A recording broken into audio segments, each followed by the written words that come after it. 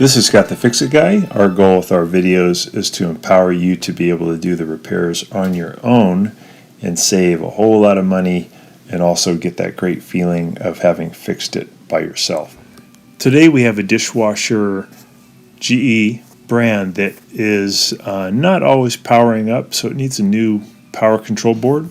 This happened for this particular dishwasher at about 3 years into use. Pretty easy to do to put in the new power board. We're just going to remove these two Phillips head screws from this kick panel. We've got it unplugged already. And then we can pull this kick panel off and we'll have pretty good access at this point. I have to just do a little bit more disassembly. This kick panel comes off. So this dishwasher was sometimes working, sometimes not working.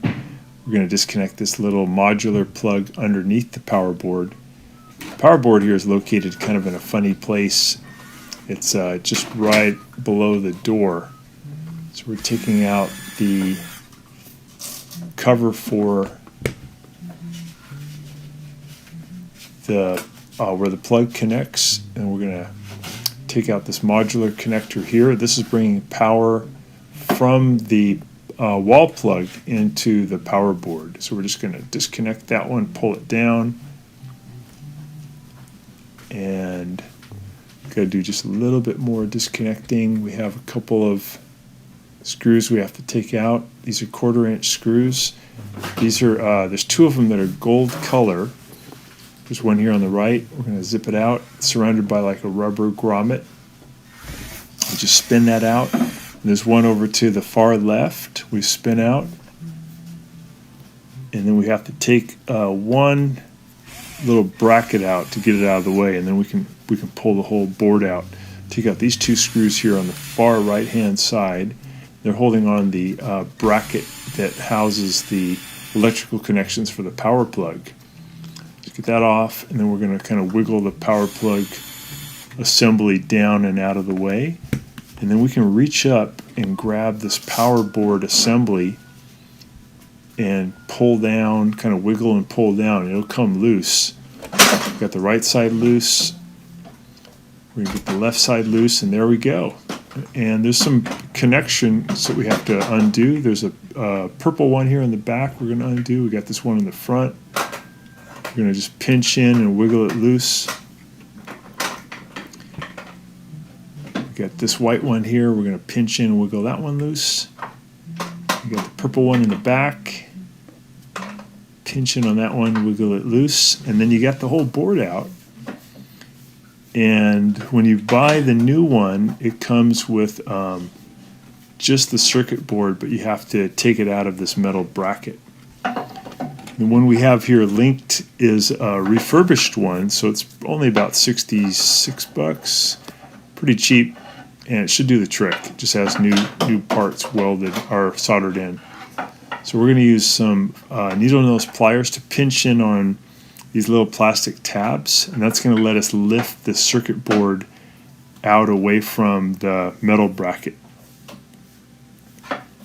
After that, there's one little 1/4-inch grounding screw that you have to take out, and then you should be able to separate the circuit board from its metal bracket. There we go. Put the new one in position on the metal bracket, and you just push in, and it'll click into the little plastic tabs. I think there's 4 of them, 4 or 5, that'll lock it in. And then we have to add the little green grounding screw in the lower right-hand corner with our 1/4-inch driver. Got that done. We're going to push this metal bracket in at the back first after we do our connections. We do the purple connection here. Make sure it's pushed in all the way, it locks in.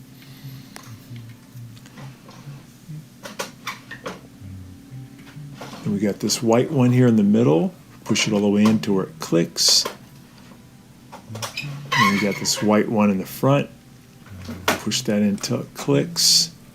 We're going to push the back of the metal bracket up in there first, and then the front part we're going to push in, get nice and flat, and we're going to add those 2 gold screws to hold it in. Those are 1/4-inch screws.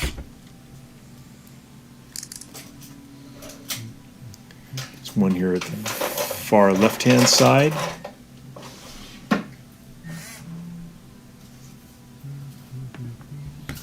So this will probably take you 10-15 minutes, you'll be done. And the symptom again was sometimes the power would work, sometimes it wouldn't work.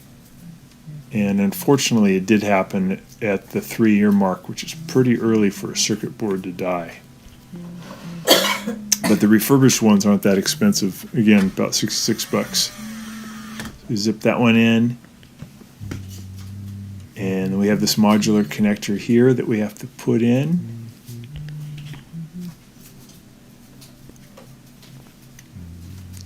Locks into place, make sure it's fully seated.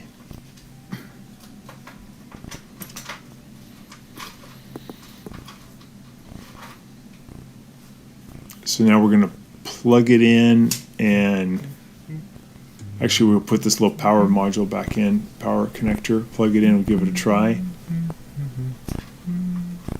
So it all lit up fine, and it started right away. Was able to do the cycle correctly, so that cured it. That did the trick.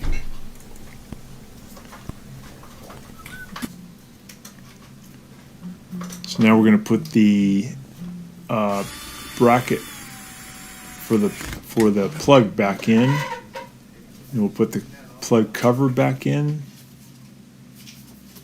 There's a little tab on the right side that goes in first, and then you put in a 1/4 inch screw on the left hand side to hold it in.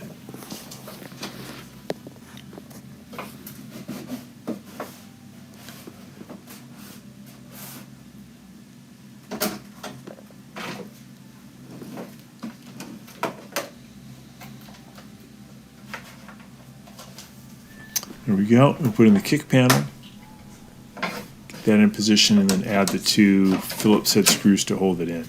Actually, these are 1/4 inch screws.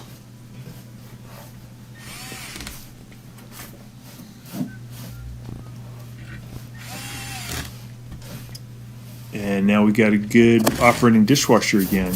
So thanks so much for watching. Here's a little link to that part. And please subscribe when you get a chance.